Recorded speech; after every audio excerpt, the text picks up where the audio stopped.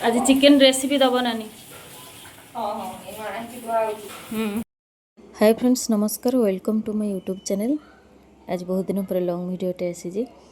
इटा नानी चिकेन धोचन, आज चिकेन बनइबे। पियाज काटुचंती, मु मसला ग्राइंड करके रखी देथिली फ्रिज रे।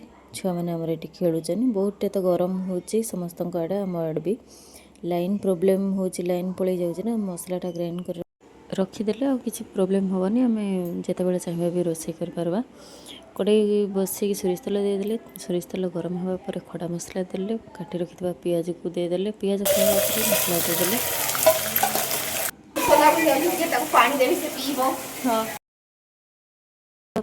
नानी मांस पकेले, जोड़ा चिकेन पकई सारापर हल्दी, लुण आ काश्मीरी चिली पाउडर और चिकेन मसला देकी गोले गले घोड़े देकी सिम कर रखीदे। तो सिम कर रखिदेवा गले बाबू को खुएदेवार लगे मु मझे मझे आसिक घाटी दे था। बहुत गरम होने देखुवे, नानी जाइए छुआ को खुएदेवे। खुई सारापर आसिक चिकेन करेंगे। मुझे मोर भी कम अच्छे, मुझे पनीर टे करी मझे आसिक घाटी देती। देख कौन तो आम तो पूरा सिंपल वे ही बन था। आमर बहुत कम मसला देकी इटा कषा कराऊँ, कारण पखाड़ खाऊँ आम समस्ते। बहुत गरम होती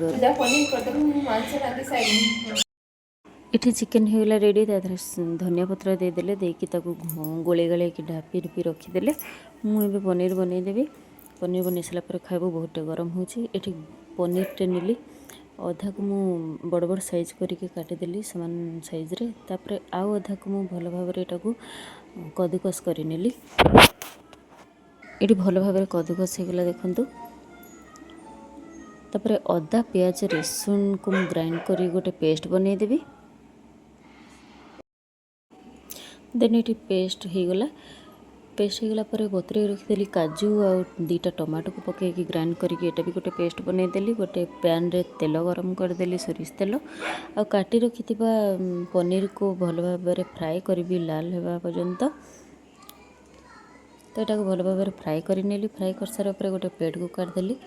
से सेम पैन रे तेल गरम थिला, ताधरे से गोटा गरम मसला, गुजराती गोटे, जीरा टिके पकईदेली। तापर यहाँ पियाज को काटी रखि पियाज को फ्राए करनेली। किसी काश्मीर चिली पाउडर, हल्दी पाउडर आ पनीर मसला पकईदेली।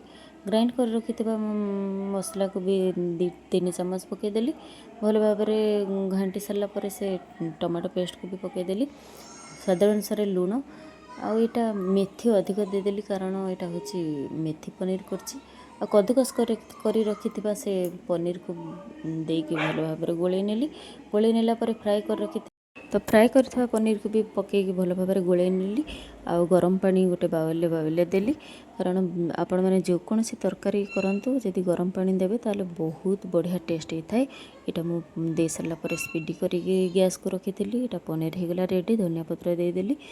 तापर यहाँ पनीर देखते बढ़िया से पनीर होगला रेडी। मु बर्तमान के झाड़ होगली देखु। बहुत गरम हो